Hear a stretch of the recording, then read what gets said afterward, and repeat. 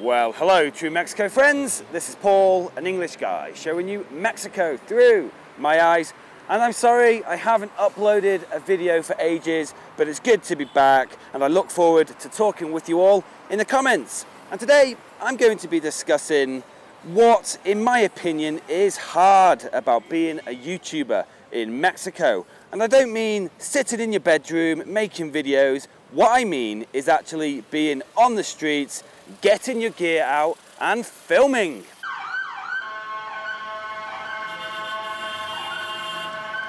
So let's start with something that definitely makes it hard to film videos on the streets of Mexico, and that is the risk of being a victim of crime. Now, subscribers of True Mexico will know I don't focus on crime on this channel. Foreign media, especially in places like the United States, sensationalize crime stories from Mexico. Mexico is definitely not how it's portrayed in US media. However, saying all that, you do have to be very careful in Mexico. The reality is, since my first True Mexico video back in 2015, crime has risen a lot, including in Mexico City and especially within the last 12 months. All the statistics show this, and to be honest, if you live here, you don't need to look at statistics because you see what's going on. Luckily, nothing has happened to me directly, but I have witnessed serious crime on the streets. But to be clear, I do feel completely fine filming on the streets of Mexico City. Okay, not completely, but take precautions, use common sense, and the risk of anything bad happening does fall a lot. But it does make filming videos on the streets more difficult.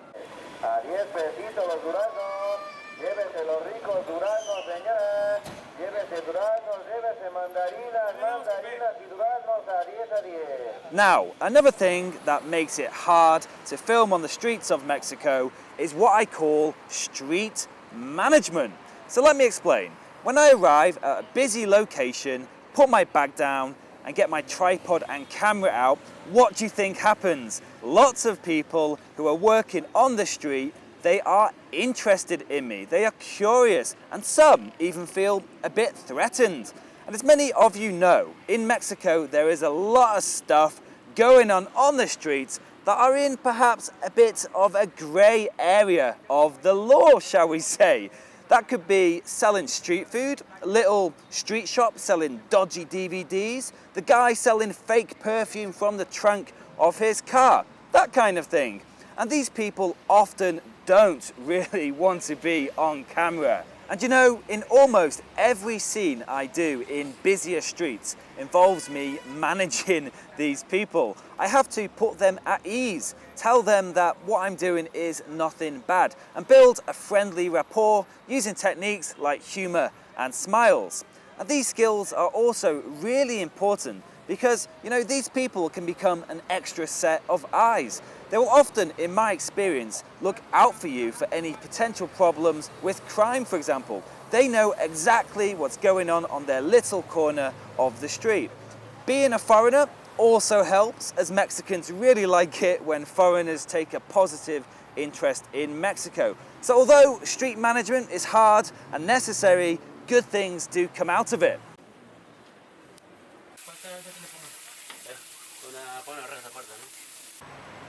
And what else is difficult about filming on the streets of Mexico? Well, let me tell you, private security guards. They are an absolute freaking nightmare for anyone wanting to film video in Mexico. But before I talk about them, let me first talk about the police.